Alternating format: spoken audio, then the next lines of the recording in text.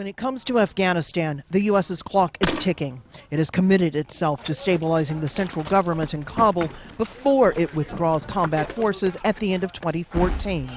The U.S. feels the key to success is reconciliation between the Afghan government and the Taliban.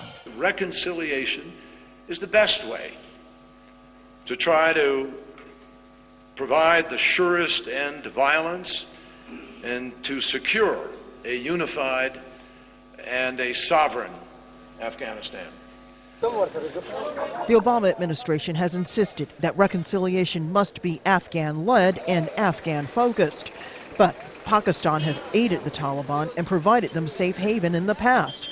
While the U.S. is pushing all parties to start negotiating now, Pakistan has accused the Afghan president Hamid Karzai of being, quote, an impediment to the peace process.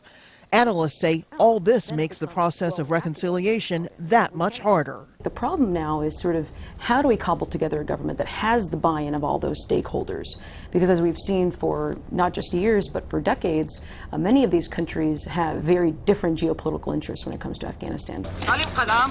Meantime, as officials praise the progress of the Afghan forces, the U.S. military concedes the Afghan Air Force won't be ready to take over air operations until at least the end of 2016.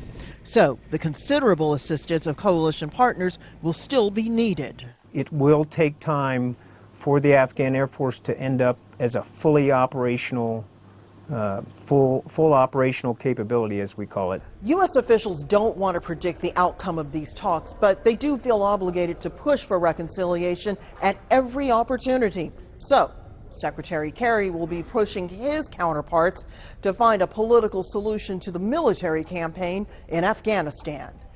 Rosalind Jordan, Al Jazeera, the State Department.